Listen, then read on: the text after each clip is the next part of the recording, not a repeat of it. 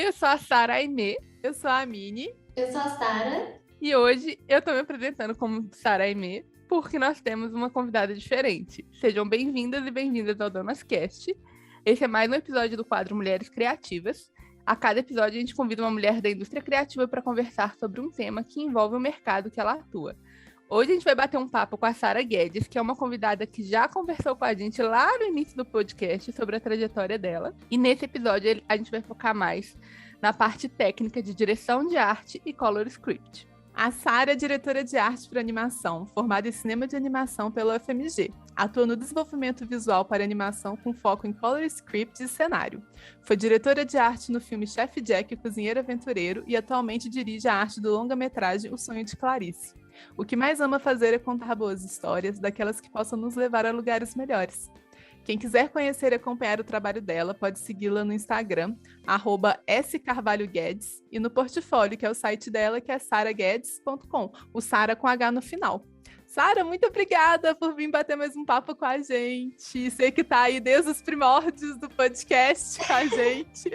Tô muito feliz. Obrigada a vocês, meninas. Eu estou muito feliz de estar aqui de novo e sou muito feliz de acompanhar também o trabalho de vocês, né? Assim, muito rico e certeza que auxilia muitas pessoas aí no mercado de trabalho nosso. É muito bacana o projeto e eu fico feliz de fazer parte de novo. Então, começando, a gente vai entrar bem na parte técnica mesmo. E aí a gente quer ouvir de você qual que é o papel de uma diretora de arte na animação. Pensando em direção de arte para animação, eu acho que o papel principal do diretor de arte, da diretora, é entender a história que ele está contando, né? Assim, eu acho que tem um processo de você escutar, né? Você ler esse roteiro, escutar os diretores e perceber qual é o visual que aquela história pede. Porque eu acredito que cada história, ela pede um visual muito particular e único, assim, né? Seja pelas influências que os diretores vão trazer para você, né? Seja pelo momento narrativo que aquilo acontece, às vezes um período histórico ou uma região, um determinado local. Então, cada história, ela pede uma identidade visual. E cabe ao diretor de arte tentar encontrar e buscar a história que melhor conta visualmente, né? Qual que é o visual que melhor conta aquela narrativa. E, além disso, o diretor de arte é responsável por essa orquestração de trabalhar com uma grande equipe, ou pequena, dependendo das produções que você está trabalhando, mas colocar as vozes dos diferentes artistas num denominador comum, em que a gente tenha um visual coerente, né, e que mesmo que haja vários artistas trabalhando, né, a gente tenha um visual coerente de todos juntos, né. É uma das etapas mais desafiadoras, inclusive, da direção de arte, né? Que é dar essa unidade estética para tudo. E com certeza, né? De pegar vários artistas, às vezes, com linguagens diferentes, né? E conseguir que todos sigam ali uma linha, né? E dar esse suporte é uma responsabilidade enorme mesmo dentro do projeto, né? E o que te instigou a procurar essa área, Sara? Na verdade, ela foi acontecendo um pouco de uma maneira orgânica, assim, né? O meu trabalho, minha grande paixão sempre foi a criação de mundos, assim, né? Essa questão do cenário em si, o environment design, sempre foi uma coisa que me apeteceu muito e a cor, né? Dentro da universidade, eu fiz a minha pesquisa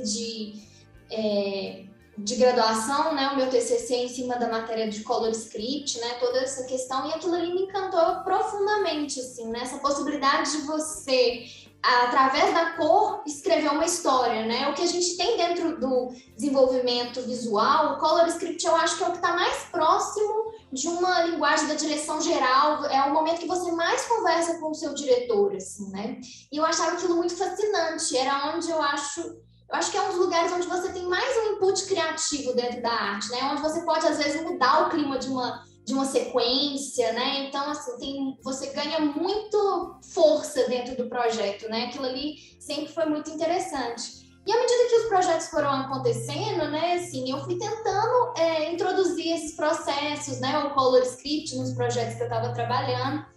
E eu acho que eu sempre tive um pouco esse perfil de organizar, querer, né, participar dessa parte de gestão e E aí foi acontecendo, assim, né? As pessoas foram vendo que eu poderia ajudar nesse processo e foram me dando a oportunidade, a chance.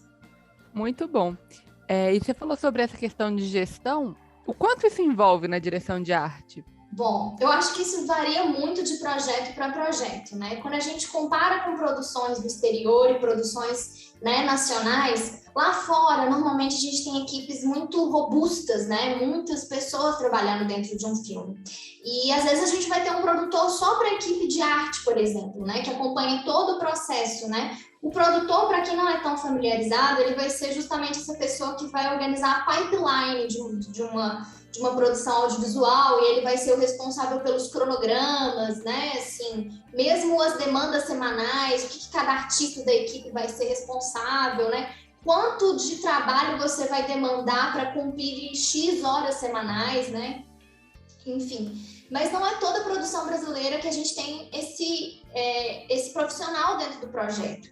E muitas vezes o diretor de arte vai acabar assumindo algumas dessas responsabilidades que tangenciam a área de produção, né?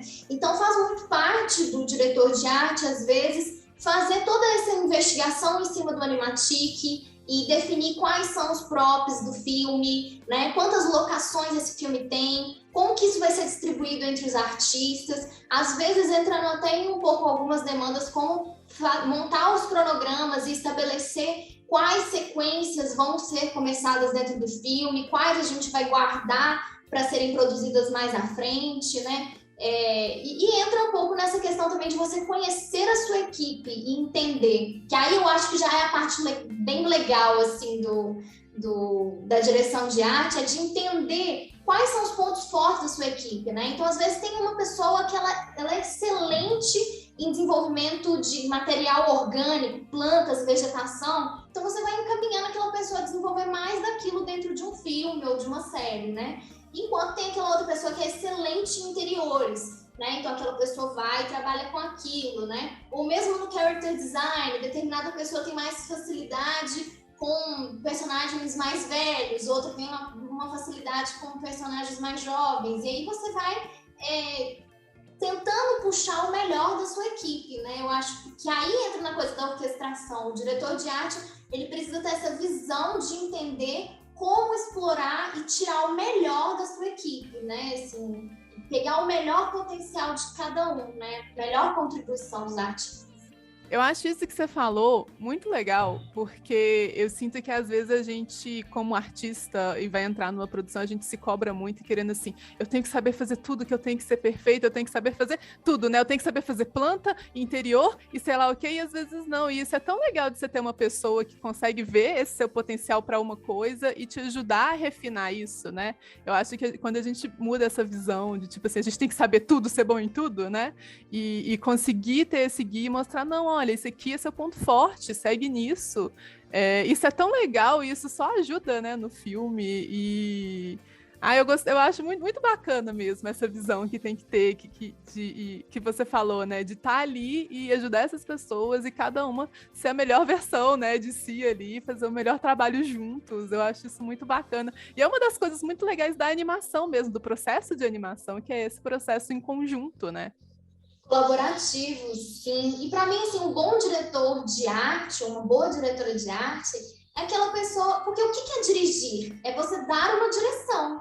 Você dá direção às pessoas, né? Então, assim, quando você sente que sua equipe está perdida e você é o diretor de arte, você precisa parar e prestar atenção. Porque provavelmente o problema não é com eles, é com você. Então, assim, é um processo, assim, de autoavaliação o tempo inteiro, porque... o que eu acho que é uma característica muito importante de um diretor ou uma diretora de arte é ser didático. Você precisa ser didático, você precisa ser claro. E assim, muitas vezes, né, essas coisas estão se abrindo no mercado e as pessoas estão falando mais sobre isso, né? E eu acho que aqui no Brasil a gente está começando a criar essa tendência de ser um pouco mais didático também. Mas até por muito pouco tempo não tinha-se muito hábito de criar bíblias de produção, style guides. E agora eu vejo que as pessoas falam sobre isso e tem se tornado uma ferramenta mais recorrente dentro das produções. Porque antes era muito assim, o artista entra numa produção, aí você tem os cenários lá da outra pessoa X, e você olha aquilo ali, e aí a pessoa vai falar, faz igual. Não é assim que funciona, assim. É claro que faz parte do seu trabalho como cenarista, você tem que ser capaz de mímese, de você olhar aquilo ali e tentar identificar. Mas o diretor de arte precisa ser essa ponte entre o trabalho já feito e produzido e esse novo integrante que está entrando na equipe, para inserir ele. Então, você precisa ter ferramentas para aquela pessoa entrar no estilo dentro do filme, né? Então, você desenvolve essas bíblias de produção, explicando quais são as escolhas estéticas, quais são os caminhos, qual que é o passo a passo da produção daquele cenário, né? Porque ninguém é obrigado a entrar dentro da sua cabeça. Eu não acredito nisso. Eu acho que assim, você precisa criar espaços para as pessoas entenderem a sua linguagem. Eu acho bem errado quando as pessoas esperam que elas entrem na cabeça dos outros, assim, né? Porque é isso, dirigir é dar direção. Eu acho isso muito importante de ser esclarecido. E até como a Mini falou, sabe, assim, para as pessoas até se cobrarem menos. Porque, às vezes, ainda tem muita produção brasileira que o pessoal só simplesmente joga o artista lá dentro. E não dá um apoio, não dá um suporte, assim. E eu acho que isso é uma questão de que a gente precisa educar o nosso mercado, porque não é assim que funciona. Não é assim que você vai formar bons profissionais. Especialmente se você está contratando uma categoria júnior, você precisa dar um suporte técnico para aquele profissional que está entrando. É sua responsabilidade capacitar ele também, né?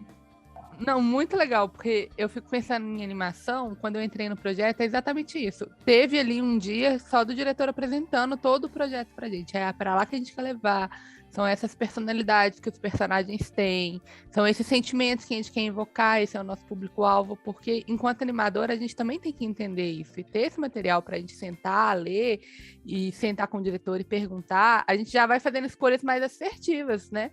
Eu vou animar esse personagem fazendo coisa... Ele tá assustado, mas como, né? Ele tá assustado. E eu quero que ele esteja mortificado ou não. Igual eu tô trabalhando num projeto infantil, a gente não pode levar também muito pro extremo do assustador, porque você repele o seu público, né? Então tem que saber dosar, e isso é mesmo os diretores que vão passar pra equipe, né? E você falou lá atrás dos diferentes profissionais e equipes que fazem parte, né, do guarda-chuva da direção de arte. Como é que é o processo de contratação desses artistas? Como que você toma essa decisão? O que você busca nesses artistas? Como que você encaixa eles? Quando tem testes, o que você avalia nesses testes, geralmente? Pensando assim, uma pessoa que está tentando uma vaga dessas, o que ela não deveria fazer? O que ela deveria ficar atenta, que pode destacar ela e mostrar que ela tem potencial mesmo? No processo de contratação, né, assim, normalmente, que é legal primeiro dizer como que o funcionamento, né, assim, então... O processo de contratação, a gente sempre passa por uma análise de portfólio, né, assim, e aí a segunda e a terceira parte vai sempre variar de estúdio para estúdio, né, assim. Eu acho bem bacana quando o processo de contratação contempla 3 fases, que seria uma análise de portfólio, depois a gente tem um teste prático, que seria para poder testar, né, assim, se a pessoa consegue ter essa habilidade de adaptação de estilo e se adaptar à proposta visual do projeto, né, à proposta da direção de arte. E, por último, ter uma entrevista para a gente poder conhecer um pouco mais de perto esse artista, entender como que é o processo de trabalho dele, se ele é uma pessoa tranquila para receber feedbacks, que isso é uma característica bem importante dentro de produção. A pessoa ter essa tranquilidade de entender que naquele momento que ela está produzindo para um projeto, né, ela está desenvolvendo um visual à parte que ela precisa seguir regras, né? Então, assim, nesse processo de entrevista é muito importante a gente ver como que ela lida com determinadas perguntas em relação a isso. Mas essas 3 etapas são as que normalmente compõem um processo de contratação, né, para um projeto de animação ou... dentro da parte do desenvolvimento visual, né? O que a gente espera na hora de uma pessoa se candidatar à vaga? Objetividade. Se você está se propondo para uma vaga, né, de prop design, por exemplo, eu estou me candidatando para a vaga de prop. Não adianta eu abrir o seu portfólio e só tem personagem. Esse é o tipo de profissional que normalmente eu vou descartar na primeira rodada. Vai ser o primeiro que eu vou riscar, que é a incoerência. eu tive uma incoerência. Eu pedi um portfólio de próprio design e na hora que eu abro eu não tenho esse material, né? Assim, ou não tenho, ou eu tenho uma quantidade ínfima. Às vezes eu vou ter um próprio design. A menos que seja o próprio design, aí eu penso assim, nossa, vou dar uma chance, porque tá incrível. Né? Ou às vezes, né, tem um alinhamento muito perfeito com o projeto. Caso contrário, não esse tipo de erro, né? Porque às vezes a pessoa até tem o material, mas ela não se deu o trabalho de organizar, de separar e de colocar visível aquilo para o avaliador. Então, assim, essa pessoa normalmente é descartada porque ela foi incoerente com o pedido, né, da vaga, né, para o que ela está se candidatando. Mesma coisa vale quando às vezes uma pessoa vai se candidatar para cenário e aí, de novo, eu tenho só character design, ou eu vou abrir o character design, uma vaga de character design, a pessoa tem 2 character design e o foco dela é muito mais cenário, né? Então, assim, você precisa ter uma coerência dentro do seu portfólio nesse sentido, né? Qual que é o seu foco? A gente tem que ver que é o seu foco aquilo ali, né? Mas igual eu falei, cada caso é um caso. Às vezes a pessoa tem 2 cenários e é simplesmente fantástico. Já aconteceu com a gente, né, assim, que a pessoa tinha 3 cenários, mas eram absolutamente incríveis. Gente, vamos fazer um teste com essa pessoa, vamos ver como é que ela vai se dar, né? Mas, preferencialmente, é sempre mais interessante a gente ver um portfólio com foco, né? Hoje em dia, né, porque isso é muito interessante, o mercado antes exigia que a gente fosse, né, multitarefado, né? E hoje em dia a gente vê uma tendência no mercado, cada vez mais a gente segue um pouco essa linha norte-americana de ser mais segmentado e mais especializações, né? E tudo. Outra coisa que é importante, né? Assim, você tem que pensar no seu trabalho, né? Que você é o seu curador. Então, volume não é associado à qualidade. Não adianta você ter 20 peças, sendo que você só gosta lá de 3. Às vezes é preferível você apresentar para o seu avaliador 3 boas peças do que você apresentar 20, onde eu olho várias que têm inconsistências e problemas, às vezes, né? De perspectiva, ou uma luz um pouco mal utilizada, né? Um acabamento um pouco mais solto, né? Quando não é um sketch, né? Mas um cenário que tem uma proposta de uma renderização mais finalizada, e aí tem vários probleminhas, né? De capricho e tudo. Então, assim, é preferível, às vezes, você ter 10 boas e sólidas peças do que ter 30, e aí você tem 20 medíocres e sei lá, 5 que você realmente acha boas, né? E, às vezes, a gente tem muita dificuldade de fazer uma avaliação do nosso próprio trabalho. Nessas horas, né, procurem colegas, procurem amigos. Eu acho que a nossa área de animação é muito colaborativa, sabe? Assim, e às vezes a gente realmente, é muito difícil a gente se afastar do próprio trabalho, né? De duas umas. Ou a gente às vezes acha que tá tudo ótimo, ou às vezes a gente acha que tá tudo ruim. E não é assim, nunca é nenhum dos dois extremos. A gente sempre tem coisas legais para mostrar. E também a gente sempre tem coisas que não são tão interessantes. Às vezes tem alguma coisa que a gente pode dar uma limpada, dar uma curadoria ali, né? Dar uma separada. Então, acho que existe esse processo, né? Que basicamente, eu acho que é pensar que você precisa se preparar para aquela vaga, né? Faça o seu dever de casa, organize o seu portfólio antes de enviar para aquela vaga, né? Assim, e aí entra numa outra questão, né? Além dessa questão de volume, sempre priorizar qualidade, entra na questão adequação ao projeto. Caso o projeto, né? Porque às vezes tem projeto que ainda nem começou o desenvolvimento visual, aí fica um pouco mais difícil, né? De saber se o seu trabalho se adequa àquilo ali, né? Mas você pode sempre conferir nos projetos da casa, daquele estúdio, ver normalmente quais são os estilos que ele trabalha, né? Assim, e se o projeto já tem uma estética definida, priorize na ordem de apresentação dos seus cenários os primeiros, os que mais dão match com o visual daquele estúdio, né? Não é que você precisa remover todos os seus outros trabalhos, por exemplo, você é um cenarista, você vai remover tudo aquilo que não tem a ver com aquele projeto. Claro que não. Isso é interessante porque mostra versatilidade no seu trabalho, mas tenta priorizar na hora que você vai apresentar para aquela empresa, no topo dos seus trabalhos elencados, aqueles que dão mais match com o trabalho da empresa, né? Deixa eu pensar aqui mais coisas, né? Isso aqui eu não sei se eu já cheguei não sei se se já falaram isso em episódios anteriores, mas assim, uma coisa que é bem interessante também faça um portfólio fácil de acessar. Isso é muito importante também, assim, porque portfólios muito difíceis, de você ter que ficar clicando em várias etapas até chegar onde você precisa, sabe? Isso vai dando, dependendo do avaliador, eu acho que aqui, como a gente não tem grandes e imensas produções, o pessoal vai fazer o trabalho de olhar, mas isso já vai te deixando assim, ai, a pessoa não se preparou, sabe? Não se organizou para poder tornar esse trabalho mais simples, né? Mas eu digo que lá fora o pessoal não tem paciência, o pessoal vai querer abrir e já ter tudo lá. Scroll mesmo, bate o olho, desce e quer ver o material, né? Então é importante que você pense na lógica de apresentação do seu trabalho para ser mais fluida e fácil para o avaliador, né? Assim, não ter que ficar clicando em vários lugares, né? Isso facilita. E a menos que a vaga peça algo diferente, né? Não mande um PDF com seus trabalhos, não mande um arquivo zipado com seus cenários, entendeu? Normalmente as pessoas vão querer que evite isso, até por questão de... infelizmente a gente não sabe, a gente tem que tomar cuidado com os nossos computadores e equipamentos, então a gente vai sempre preferir que você coloque, mesmo que seja uma plataforma mais simples, muita gente faz uso disso lá fora, um Tumblr, onde você vai dar um scroll e ver o material da pessoa, tá ótimo, perfeito. O importante é só ver de maneira clara e rápida o trabalho de quem está se candidatando, né?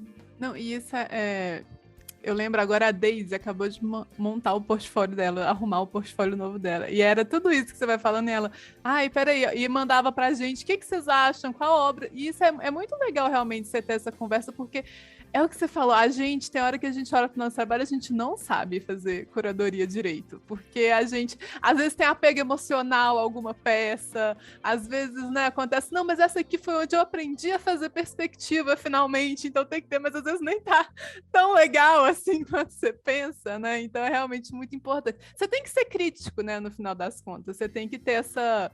Não é maldade, mas tipo, que nem você falou, é se preparar mesmo, porque... É facilitar a vida de quem tá te contratando também e facilitar a sua, porque fica mais fácil. Agora, eu realmente nunca tinha pensado nessa questão de, tipo, mandar um PDF e medo de vírus. Porque eu falei, gente, eu acho que eu nunca linkei isso na minha cabeça, porque eu também nunca mandei PDF, nunca vi uma vaga ou algo assim que era de PDF, mas realmente, né? Quem que vai baixar um zip aleatório que alguém que não conhece manda, né? Ainda mais nessas produções que tem contratos de sigilo restritos e você não... A última coisa que eles querem que aconteça é pegar um vírus e um hacker ter acesso a esses arquivos e aí você sabe lá o que vai acontecer, né? E vocês estavam falando sobre isso, é o discernimento, né? A gente tem que ter discernimento. E às vezes, sobre o nosso próprio trabalho, nós não temos, então os coleguinhas estão aí pra isso. Sim. Uma coisa que é legal de sempre pensar é porque é isso, igual a Vini falou, tem um apego emocional, e é claro, não é a coisa tipo, de pegar aquele seu trabalho e jogar no lixo, não é isso, aquilo te representa, faz parte da sua jornada. Mas é importante que você entenda que quem está olhando o seu trabalho, veja quem é você hoje, não quem foi você ontem, sabe? Porque você precisa mostrar a sua melhor versão naquele momento, não sua trajetória. Sua trajetória, uma vez você entrar na empresa, aí você mostra, fala, que legal, eu já fiz, né? Mas o foco agora é mostrar o que você tem de melhor hoje para fornecer para aquela equipe, né? Para aquele projeto. Então, é pensar um pouco isso, assim. Quem é você hoje, né?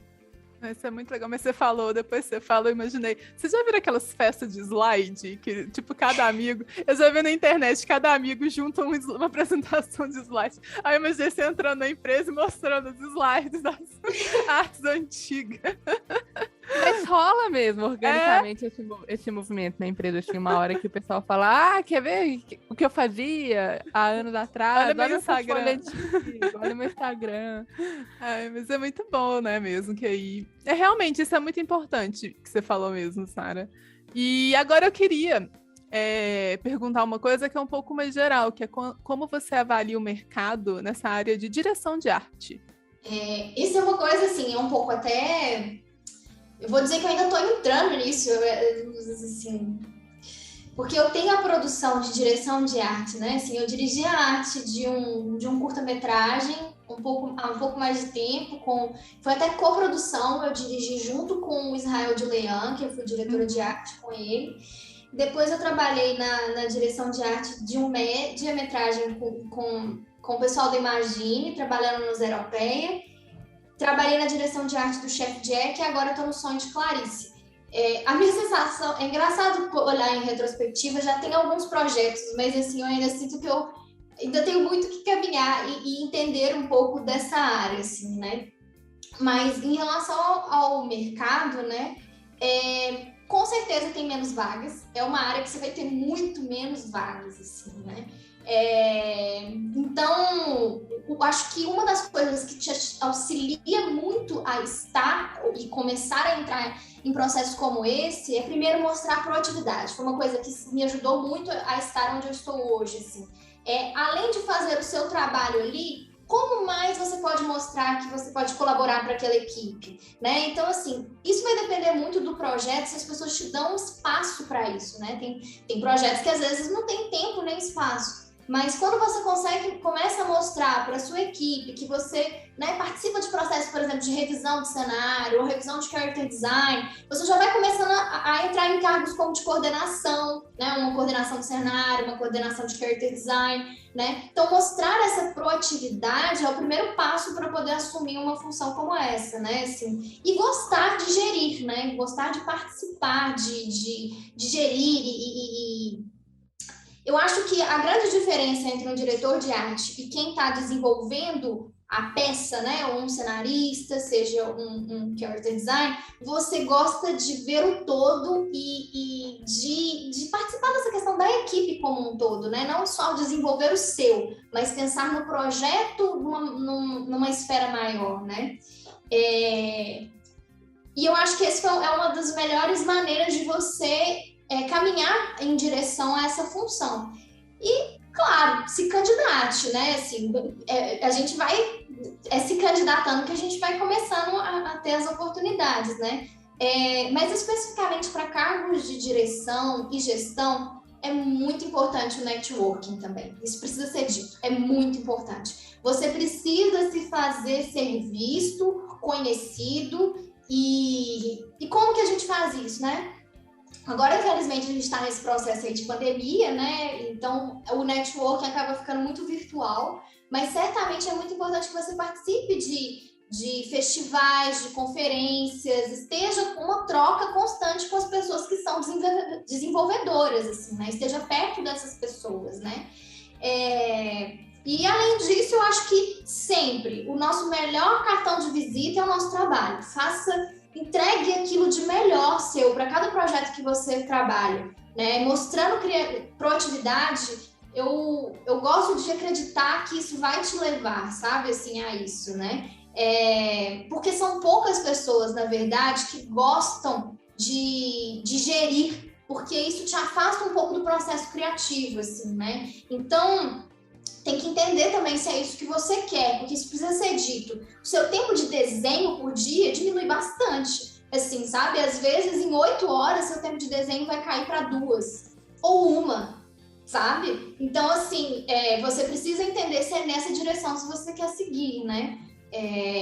Mas o que eu digo é que existe uma carência muito grande, sim, desse profissional que gosta das duas coisas, tanto de produzir, né, a parte técnica, quanto a parte de gerir, né? Então, existe mercado, mas, claro, tem menos vagas, mas, assim, o tempo inteiro surgem demandas, né? E eu gosto de pensar também que o mercado brasileiro, apesar da pandemia, ele está relativamente aquecido. Então, existem vários projetos acontecendo ao mesmo tempo, assim. E eu acho que essa possibilidade do trabalho remoto também acabou abrindo muito espaço para pessoas de diferentes estados, o que é muito bom para a gente, né? Então, tanto o trabalho que eu estou fazendo agora é de Brasília, e eu estou trabalhando aqui de Belo Horizonte, Minas Gerais, né? Então, assim, isso acaba tornando as equipes muito mais diversas, e é muito interessante isso, é muito bom.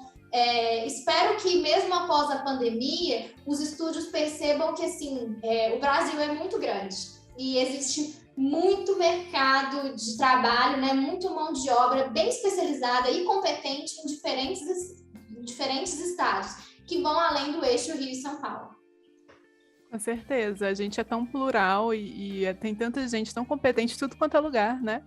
E eu queria fazer uma pergunta porque eu fiquei curiosa agora. O quão você se sentiu diferente trabalhando em estúdio e trabalhando depois remoto, assim? O que você sente que mudou no seu trabalho mesmo, como direção de arte, assim? A gestão é bem mais difícil. Imagino isso mesmo, né? Porque cada um num lado, né? É bem mais difícil, assim, porque muita coisa que você faz, assim, do lado, tipo, você tá lá com com a sua equipe, às vezes você vai lá e faz um paint over em cima do trabalho dele, ele tá sentado e fala assim, não, vamos fazer um pouquinho diferente. Você vai lá e senta e mostra para ele, né? Quando você tem essa distância, né, do remoto, você acaba tendo que ser, de novo, essa coisa de ser didático. Você precisa descobrir maneiras de ser didático à distância. Então, assim, aí vão entrando as videoconferências, às vezes você vai ter que ir lá fazer um videozinho de como é que você vai fazer o processo, ou você vai ter que fazer um manual, que aí você vai ter que, né, fazer um feedback escrito, mas aí você vai explicar, você vai fazer isso, isso, isso, isso. Então, às vezes, esses 1000 passos escritos, às vezes, era 3 riscos você sentado do lado do seu artista, da sua equipe. Então, tudo fica mais lento nesse sentido.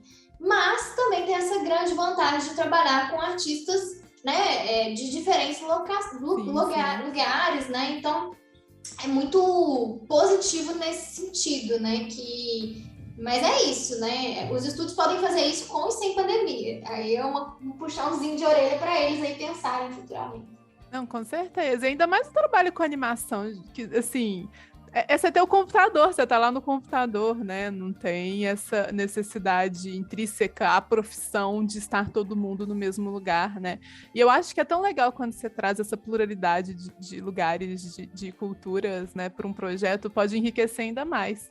Eu só pergunto por essa área de gestão, porque isso que a Sara falou é muito importante, gente. Você tem que saber se você quer entrar, se você quer ser uma diretora de arte, um diretor de arte, você tem que gostar de lidar com pessoas, sabe? E gestão, a gente pode pensar que é super simples, super tranquilo, e não é, sabe? Não é fácil, é uma coisa que demanda muito mesmo, então, nossa, eu fico só maravilhada com quem consegue, porque eu não sei, eu já fiz uma vez, eu fico assim, eu não sei, eu gosto mais de receber minha coisa, eu faço a minha coisa, eu te entrego a minha coisa, porque realmente demanda muito, né? Sim, eu acho que é bem isso que você falou, assim, né, Miriam? Tipo assim, de além de você gostar de produzir, né, assim, o seu trabalho, é você gostar de ver as pessoas produzindo também, sabe? Assim, de ver elas... que às vezes eu brinco com o pessoal, né, assim, eu gosto muito de ver as engrenagens girando, assim, sabe, da produção. Eu acho isso fantástico, quando, tipo, todo mundo pegou o estilo e o trem tá engatando, tipo assim, dá um alívio, assim, nó, que glória, que doido, sabe, a coisa tá acontecendo, assim. Então eu acho que quem quer seguir essa área tem que sentir esse feeling, tipo assim, meio que de se sentir pelo arrepiando mesmo, sabe, de você sentir, nossa... porque o seu trabalho vai ser isso, é fazer as engrenagens funcionarem. Então, você precisa gostar de vê-la funcionando. Né? Mesmo que você tenha que se afastar um pouco e não ser aquela engrenagem, às vezes, né? Mas ser a pessoa que está ali fazendo elas funcionarem. É legal. Ai, que bom. E, Sara, como é que é a média salarial do diretor de arte, de direção de arte? Então, esse é um assunto um pouco complicado, né? No sentido assim, varia muito de projeto para projeto, varia muito do estado para qual você está trabalhando, né? Assim, e também do tipo de animação que você está produzindo. Você está trabalhando com o mercado de publicidade, se você está trabalhando com o mercado mais autoral, né? Assim, que ele já é mais envolvido com dinheiro de edital, que normalmente as verbas são mais limitadas, né? E tudo.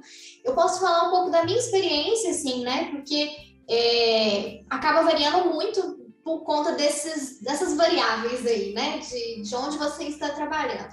Mas nesse mercado mais autoral, que você está trabalhando com uma verba de edital, né? Assim, nos estúdios de animação, o salário ele começa a partir dos 5.000 e ele vai até mais, né? Assim, isso vai variar, igual eu falei, de estúdio para estúdio, né? Mas vai de 5 a uns 8.000 dentro dessa área aí dessa coisa do edital.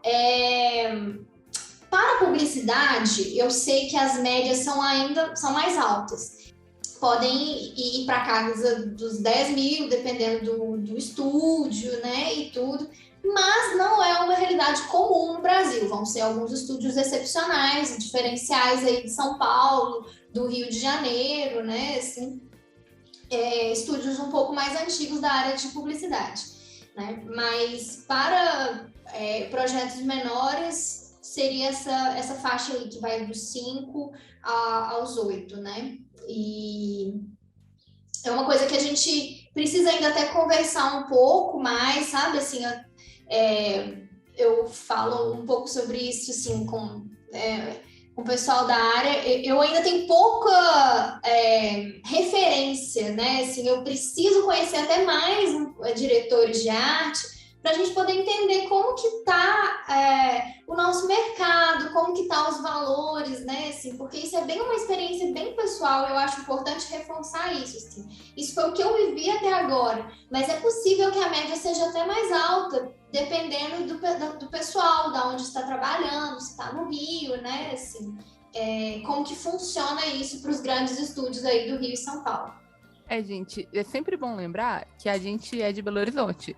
E o mercado de Belo Horizonte é diferente em questão de remuneração do que o mercado de São Paulo e Rio, do que o mercado fora do eixo do Sudeste também, porque Belo Horizonte ainda continua sendo Sudeste, e o custo de vida vai afetar, o tamanho das empresas que estão presentes nesse mercado vai afetar, porque o tamanho dos orçamentos vai ser muito diferente também. Então é sempre bom lembrar isso.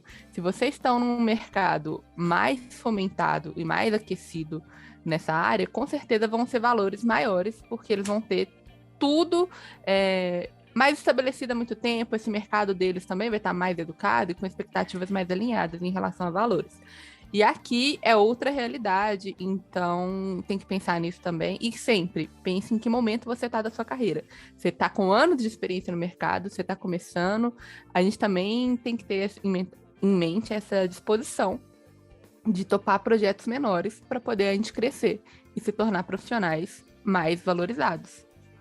Uma coisa que eu acho importante dizer também, assim, é a questão de negociação. Às vezes a gente tem muito medo de negociar, a gente fica receoso, mas assim, confiem no trabalho de vocês. Se você já está se candidatando para um cargo de direção, você tem uma experiência de gestão de equipe, isso é raro, isso é difícil você encontrar pessoas com esse perfil. Então, se valorize, negocie, porque, querendo ou não, nós vivemos num mundo capitalista e geralmente as pessoas vão tender a jogar o nosso valor um pouco mais abaixo. Negocie. Se o seu trabalho for importante para aquela empresa, vocês vão conseguir chegar pelo menos no meio do caminho que seja mais favorável para vocês. Eu falo porque, assim, até agora, eu tinha antes, quando eu entrei no mercado de animação, eu não negociava por muito medo, por muita imaturidade também, achava que não era do meu direito negociar, mas ainda mais nas condições que a gente está vivendo no mercado de animação brasileiro, que isso entra até num outro tópico, onde cada vez mais a gente está tendo que se tornar ME e não MEI, porque isso é importante dizer, porque você já vai ter um grande trabalho para trabalhar como diretor de arte no Brasil, porque você não vai ser aceito como MEI. Você precisa se tornar uma empresa, uma LTDA, para poder emitir nota fiscal como diretor de arte. Então, só isso já embute um grande valor no seu trabalho, porque você já vai ter que arcar com contadores, enfim. Saiba disso. Então, negocie, porque parte do seu dinheiro já vai ir para os contadores, parte do seu dinheiro já vai estar no valor para poder manter a sua empresa. Então, é importante que você abra essa negociação. Se a gente está tendo que trabalhar nessas condições com os estúdios, é importante também que eles cedam por outros lados. Então, é importante negociar. Já que o trabalho está ficando mais difícil para a gente trabalhar na área, o nosso valor tem que subir. E a lembrar, gente, é uma troca, assim, a pessoa não tá te fazendo um favor em oferecer uma vaga ou colocar uma vaga ali, você tem que se colocar ali, se portar e saber o seu valor, porque eu acho que é muito, principalmente quem tá começando, em qualquer área, eu acho que da animação, que tá entrando, tem muito medo disso, que assim, meu Deus, finalmente o emprego, mas aí tá muito baixo, mas eu tenho que aceitar, dependendo, não sei como que você tá vivendo, né, cada pessoa, cada realidade é uma realidade, mas saiba que você pode fazer isso, tá, gente, não é errado, não é pecado você tentar negociar um valor. O máximo você vai conseguir, tipo, não, e aí você vê se aceita ou não, mas pelo menos tentar eu acho importante, né? E é importante dizer que, assim, se você não valorizar o seu próprio trabalho, não vai ser o seu contratante que vai valorizar. Jamais. Então, assim, por mais gente boa que ele seja, entendeu? Assim, não vai ser ele que vai te propor um salário mais alto. Você que precisa ser o responsável por subir a sua média de mercado, entendeu? Assim, eu tenho não sei, né, assim, o quanto que existem limitações, né, igual a Sara Aimee estava comentando, assim, pelo estado que você está, onde você está trabalhando, né, isso influencia muito o valor de mercado, né, os valores salariais. Mas uma coisa que eu acho que a gente sempre deve buscar, se você sente que o seu trabalho está evoluindo, você precisa ganhar mais, cada vez mais. Busque isso, negocie a cada novo trabalho. Você precisa tentar subir a sua média de mercado. Porque, como eu falei, eles não vão subir. Então, se valorize, porque a cada trabalho você está ficando mais experiente. E cada trabalho você precisa receber mais. Né? Então, assim, é um pouco isso. É claro que nem sempre a gente vai conseguir, mas precisa ser uma batalha. Já que a gente não tem um mercado consolidado que garante, né, salários mínimos na nossa área, não existe isso, né? Assim, então, nós acabamos ficando sendo os próprios responsáveis por subir as nossas médias de valores no mercado, né? E precisa ser uma coisa que todos nós trabalhemos juntos, né, para que isso melhore, né? Para que a gente possa realmente viver de animação no Brasil, que ainda é bem difícil. Sim, para você conseguir ter o seu trabalho lá no estúdio de 8 horas e não precisar pegando freela de madrugada para pagar conta, né, gente? Isso é uma luta e eu acho que todo mundo tá junto nessa, né? E tem que fazer isso mesmo pro mercado. Muito obrigada, viu, Sara, por compartilhar com a gente. Eu acho que isso é muito importante, é uma conversa muito importante. Eu acho que em qualquer profissão, principalmente das artes, que é um mercado muito solto, muito livre ainda. Então, é importante a gente ter essa conscientização e conversar sobre isso e demandar mudanças, né? Agora, eu queria só voltar um pouquinho mais para falar um pouco mais do processo, né, de trabalho como diretora de arte. Eu quero saber, assim, em que parte vocês acompanham a produção inteira ou vocês focam mais na pré? Como que funciona isso? A direção de arte, assim, de novo, vai variar de projeto para projeto. Tem diretor de arte que acompanha o processo de storyboard bem próximo, porque vai acompanhar questões mesmo de enquadramento, né, e tudo. Até então, os projetos que eu trabalhei, a parte do storyboard, ela era mais acompanhada pelo diretor geral. Então, eu não participava tanto do storyboard. Enquanto o storyboard ele era desenvolvido, né, assim, eu entrei um pouco antes, por exemplo, no Chef Jack, e eu fiz as pesquisas, né? Entrei numa etapa de que eu tinha o roteiro em mãos, ainda não tinha o storyboard, né? O storyboard ele ia ser desenvolvido. E com base naquele roteiro, eu comecei a destrinchar, fazer um processo de desmembrar aquele roteiro, estabelecer quais são as principais locações, quais são os pontos narrativos mais importantes do filme, e isso é uma conversa o tempo inteiro com o diretor, onde que a gente vai fazer uma mudança de cor dramática no filme, né? E aí é uma conversa que você tem muito grande com o diretor para estabelecer quais são esses pontos chaves de mudança narrativa, quais são esses pontos de virada do personagem, e aí você vai elencando esses momentos. Você elenca as locações, as sublocações, por exemplo, você tem a casa de um personagem, né? Então você tem aquele ambiente, mas ele tem subambientes, você tem a cozinha, você tem a sala, você tem o quarto, né? Então você vai fazendo todo esse destrinchamento, né? Quais são os objetos principais? Esses objetos, né, assim, eles têm variações ao longo do filme? Às vezes é um objeto que muda de forma ou um objeto que envelhece ao longo do filme, ele vai precisar de variações, né? Quais são esses objetos chaves? Então você vai fazendo todo esse mapeamento de todos esses processos e, claro, os personagens, né? Então, quais são os personagens principais, né? Quais são os personagens secundários? Existe demanda de figurantes? Existe população de cidade? Tem que fazer multidão, né? Quantas cenas de multidão tem no filme, né? E aí você vai fazendo todo esse processo de esmiuçar o roteiro e tentar começar a fazer um mapa, um guia de tudo que vai ter que ser desenvolvido no filme, né? Depois que isso é feito, eu trabalho com as fichas de referência. O que são essas fichas?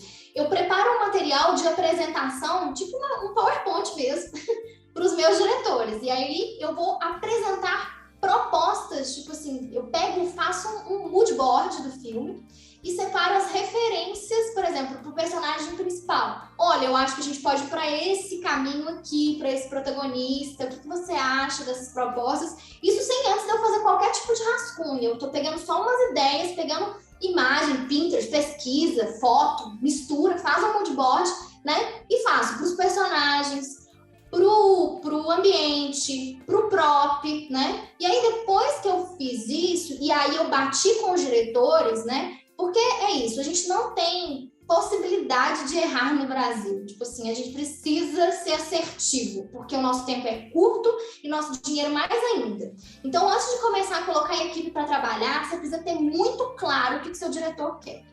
Antes de começar a fazer qualquer coisa, senão você está perdendo dinheiro, e muito.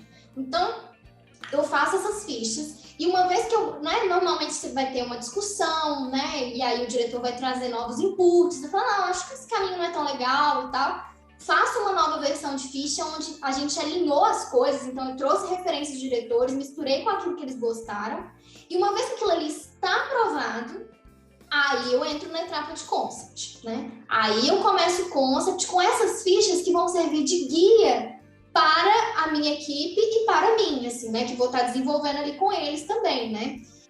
Eu gosto de pensar que o diretor ou a diretora de arte, a gente é uma mistura entre, tipo, engenheiro, arquiteto e artista, porque você precisa criar aquele objeto, mas ele precisa ser funcional, e aí vem a parte da arquitetura e da engenharia, assim, né. Você precisa fazer aquilo ali funcionar mecanicamente dentro daquele universo, né? Como que vai funcionar? Então, tem um próprio que abre e destrincha, né? Então, isso precisa ser pesquisado, tem que ser estudado. Como que a gente vai fazer? É uma conversa ali com o diretor de animação, né? Claro que tem muitas decisões que, se você tivesse um pouco mais de calma, você tomaria melhor, né? Mas faz parte também do diretor de arte você trabalhar sob pressão. Você precisa tentar tomar a decisão mais assertiva no menor tempo possível. Então, eu acho que um bom conselho para quem está querendo entrar nessa parte da direção de arte é ser muito atento. E assim, por mais que às vezes uma decisão tenha que ser tomada rápida, seja assertivo, pense com calma, desce, dá uma... E pense que esse que é o maior desafio para mim na direção de arte. Qualquer decisão que você toma tem um impacto muito grande lá na frente. Muitas decisões têm um impacto muito grande. Então, é muito importante que você não tome as decisões assim, sabe, de supetão, de impulso. Presta atenção no que você está fazendo, porque depois o fantasma daquela má decisão vai vir atrás de você. E aquilo te assombra durante a produção inteira. Então, assim, mesmo que às vezes seja importante negociar com o seu produtor um tempo para tomar uma decisão importante, tome um tempo. Hoje em dia eu estou aprendendo que eu preciso negociar. Às vezes, como diretor de arte, você precisa negociar mais tempo para tomar decisões, né? Então, falei muito, mas seria isso, assim, né? Na pré-produção, isso é só pré-produção, né? Aí a gente entra na produção. Fez color script, fez as fichas de referência, fechou os concepts, produção. Então, quando você entra na produção, o ideal é que na pré você já tenha feito, com base nos concepts de todo mundo, tenha desenvolvido as bíblias e os style guides, que vão ser essas referências, né? Que no inglês o pessoal chama os to do e not to do, que é o que fazer e o que não fazer, né? Então, num personagem, o que não fazer nele, né? O que desconfigura o concept do personagem. E você mostra pro pessoal, não pode fazer isso com ele. E as outras coisas, ó, a boca é assim que faz, o dente é assim que desenha, né? Pro cenário a mesma coisa, a árvore não pode ter a curva assim, a curva tem que ser, sei lá, Z, né? Enfim, cada projeto vai ter suas regras, né? Então, uma vez que você estabeleceu essas regras, aí você entra na produção, né? E aí vai ser um acompanhamento diário, né? Com os cenaristas, né? Eu acho que vai variar também de produção para produção, mas eu gosto de considerar tudo que é personagem uma etapa de pré-produção. Então, assim, pré-produção, o personagem tem que estar pronto, assim, né?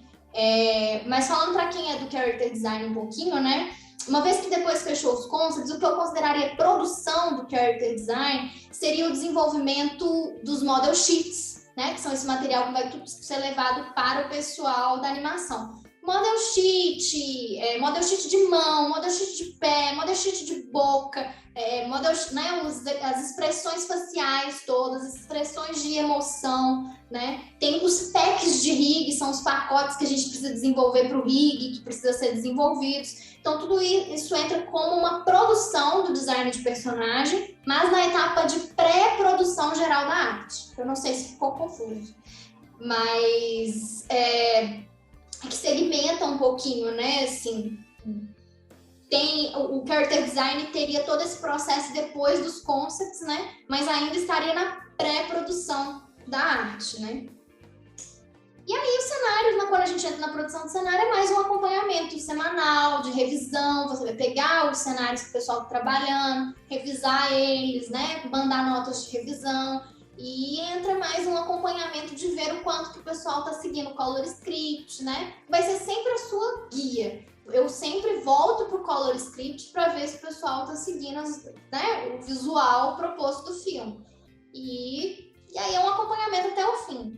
Dependendo da verba do projeto, você pode participar da pós-produção como diretor de arte, que é o ideal, né? Eu acho que o ideal é que o diretor de arte participe da pós-produção para acompanhar como está sendo a finalização do filme, para que possa ser mantida a proposta inicial lá do Color Script, né? Assim, então, eu já tive projeto que eu acompanhei a pós-produção e projeto que eu não acompanhei, né? No Chef Jack, eu não acompanhei a pós-produção, assim.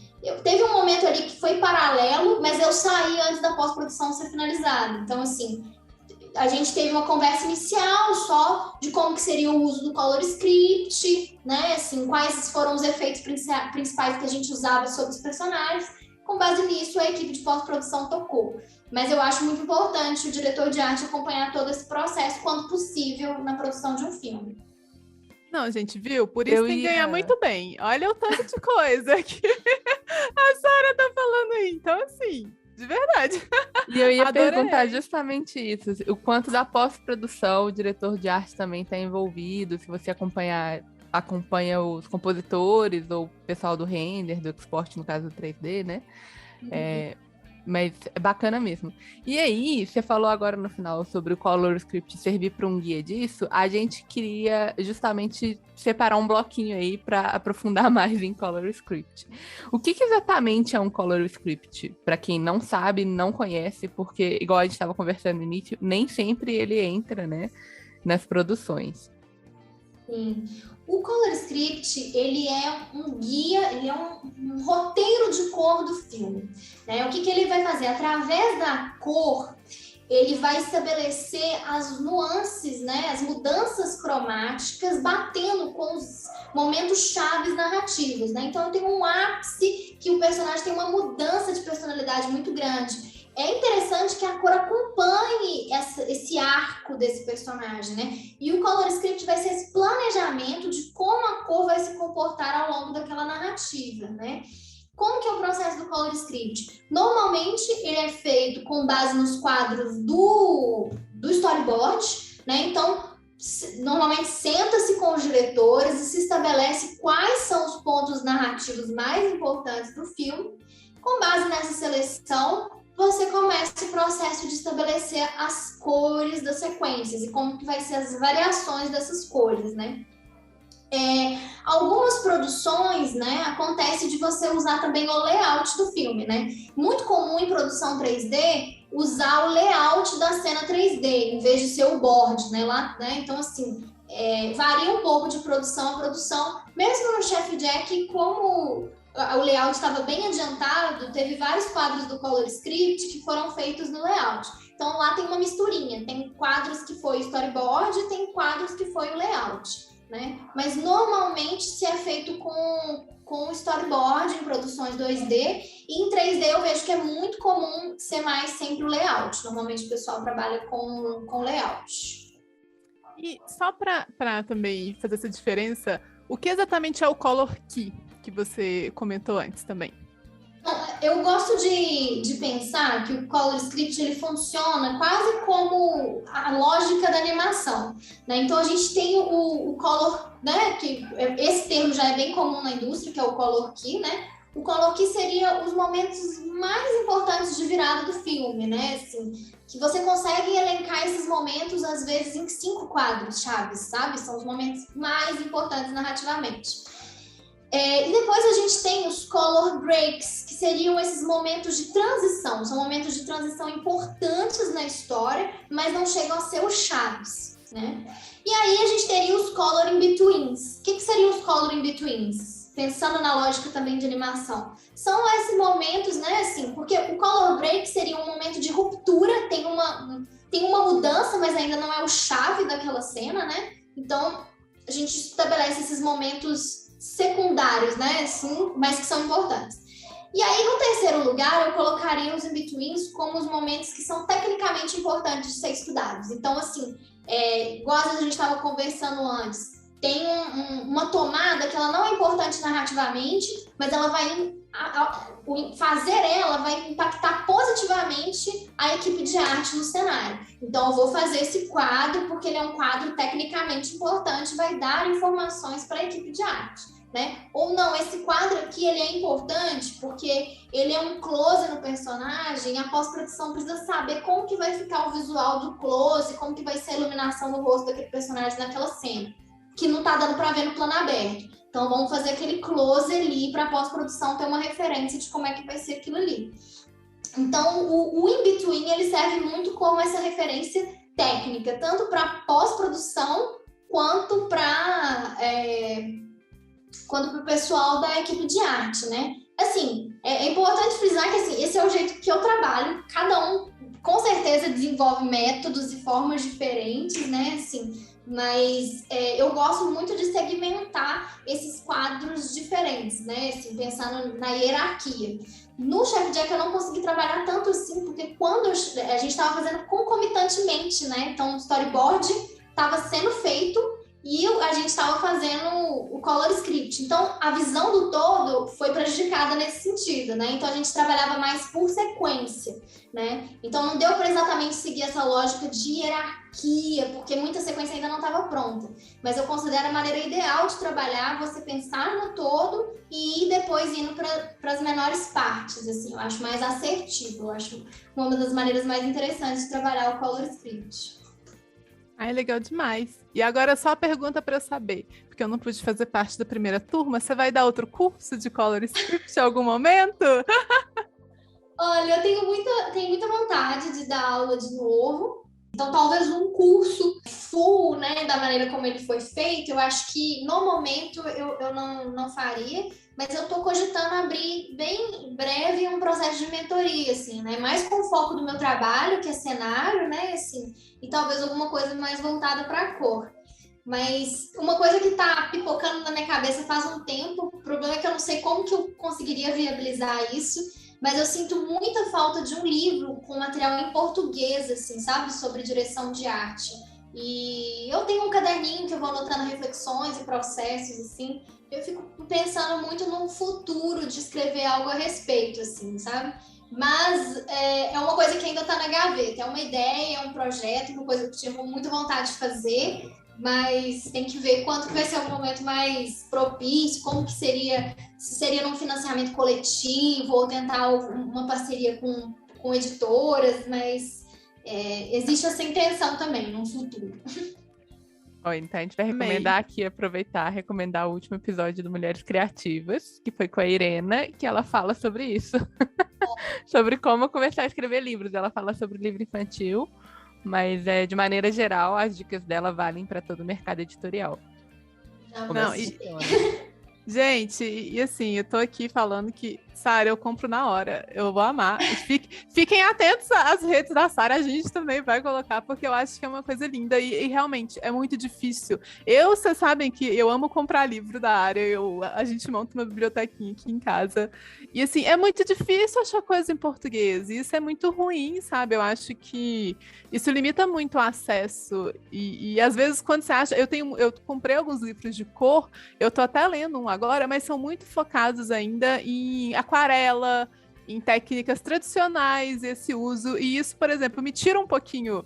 Assim, eu leio, é interessante, tem lógico, tem teorias ótimas lá, mas não é exatamente aquilo, né, que é da sua área. E eu acho que o mercado falta isso. Eu super apoio esses projetos. Os projetos da mentoria também eu acho maravilhoso. Então, gente, fiquem atentos quando a Sara anunciar aí, que eu tô botando pilha mesmo, porque eu adorei. E Sara, agora a gente vai encaminhar para fechar. E eu quero saber se tem alguma coisa que nós não conversamos e te dar um espaço, se você quiser puxar e falar sobre isso. Bom, uma coisa que eu acho que é sempre bom frisar, né, assim, é essa coisa do estudo, né? Eu acho muito bacana para qualquer um que estiver escutando, que às vezes a gente acha, ou a gente cai na bobagem de achar, que a gente chegou num ponto que tá bom, sabe, assim, tá legal. É muito perigoso quando a gente chega nesse ponto, sabe, assim, e a gente tem que fugir dele. É o momento que a gente está piorando como artista quando isso acontece, quando a gente acomoda, sabe? Assim, é claro que a gente está vivendo um momento que às vezes a gente só precisa descansar, o corpo precisa.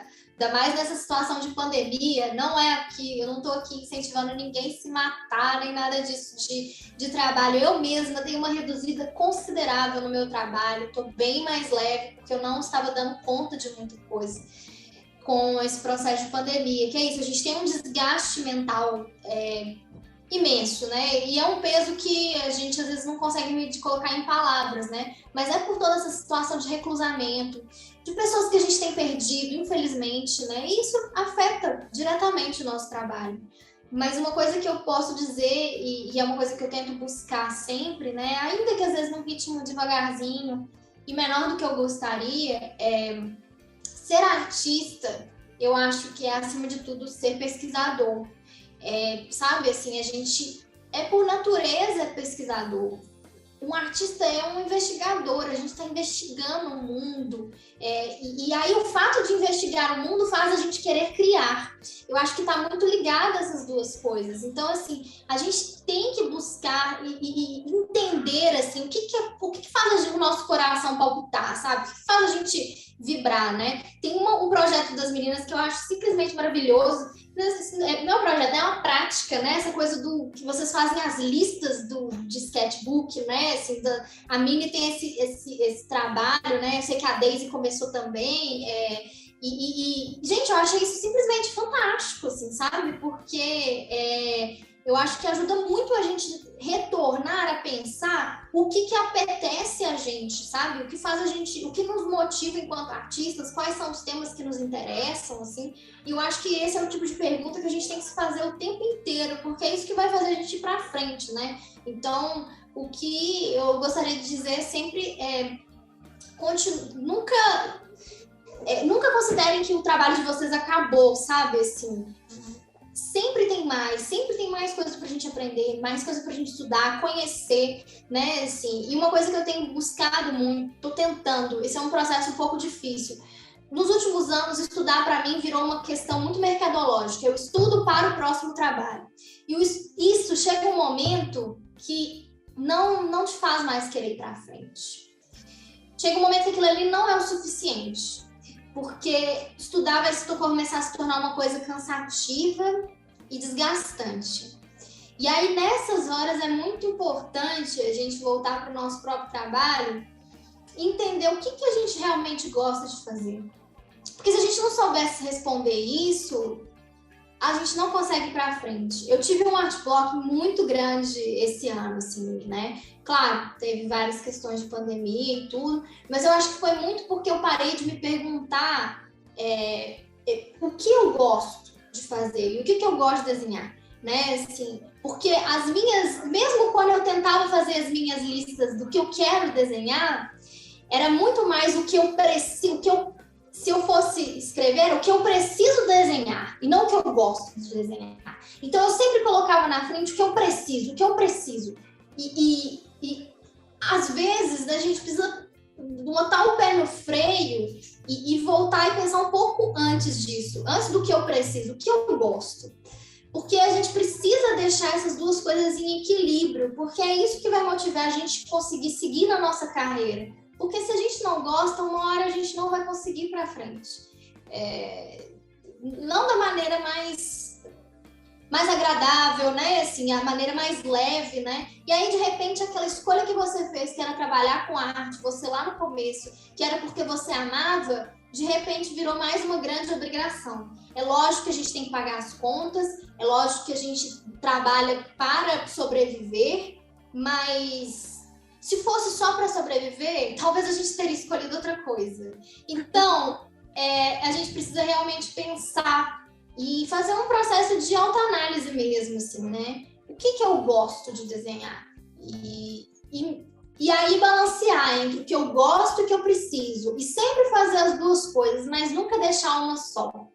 Nunca deixar, nem sempre... Porque a gente também não pode ficar só no que eu gosto e aí ignorar o mercado completamente, né? Mas também a gente não pode simplesmente fazer só o que eu preciso, o que o mercado pede, porque a gente perde... né? Perde o tesão pelo trabalho, a gente perde o tesão. E assim, a gente precisa ter essa vontade, esse desejo, né? Então, eu tô no processo aqui, eu quero entrar em breve nessa listinha aí das meninas também, porque eu achei um processo muito lindo, assim, sabe? Porque é uma forma de você se questionar aquilo, né? Da forma mais básica, o que eu quero desenhar? Quando você começa a listar, você lembra, olha, eu tenho interesse de desenhar isso, eu tenho interesse de desenhar aquilo, né? Quando eu fui fazer a minha lista, eu não consegui pensar em nada. Eu tava completamente assim, sabe?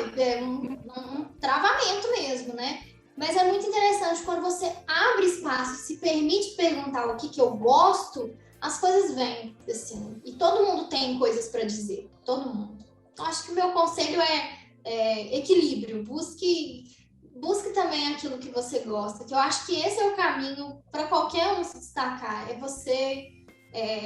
o seu caminho como artista é você ser sincero com você e, lógico, trabalhar, dar o seu melhor, fazer aquilo que o mercado pede, mas ser sincero com a sua jornada e com o seu trabalho. Também busque entender aquilo que te faz brilhar, assim. Com essa reflexão maravilhosa, esses conselhos maravilhosos, acho que a gente vai fechando o episódio. Sara, muito, muito obrigada. Eu concordo muito com tudo que você falou e agora eu acho que é importante mesmo a gente tá na arte porque a gente gosta, né? E se você tá parando de gostar, tem alguma coisa aí que você tem que refletir e procurar saber por quê. E talvez como mudar isso, né? A gente tem que... É aquela parte do autoconhecimento, né? Que a gente sempre tem que ter isso em mente. Então, de novo, agradecer muito você. Você, assim, deu respostas maravilhosas. Eu acho que se alguém tinha dúvida, agora sanou as dúvidas todas. Então, só agradecer mesmo, Sara. Obrigada, gente. Foi muito bom mesmo. Obrigada a oportunidade de conversar com vocês. Eu admiro muito o trabalho que vocês fazem e eu tenho certeza que esclarece a vida de muitos aí, assim. Ainda mais nesse momento de pandemia, é um conforto escutar os podcasts, assim. Então, maravilhoso. Obrigada a vocês aí pelo trabalho lindo. Gente, essa amostra aí de inspiração da Sara é o primeiro episódio que a gente grava com ela, assim, de longe. A gente sempre se inspira quando a gente ouve ela, porque é a Sara, sabe? A Sara tem esse discurso eloquente, inspirador, assim mesmo. Ela desperta isso na gente. Mas bom, gente, acho que ficamos por aqui. Muito obrigada a todo mundo que acompanhou esse papo incrível, maravilhoso. Se vocês quiserem conversar com a gente, mandar alguma dúvida ou sugestão, né? Até de convidadas também, vocês podem mandar um direct no nosso Instagram, que é o @arte.donas, arte sem o E, art.donas com 2 N's. A gente agora tem Twitter também, estamos aprendendo a usar, mas temos Twitter, @arte_donas, em vez do ponto é underline. Ou manda também o e-mail, quem sabe, né? arte.donas@gmail.com. E até um próximo papo, gente. Um beijo e tchau! Tchau! Tchau!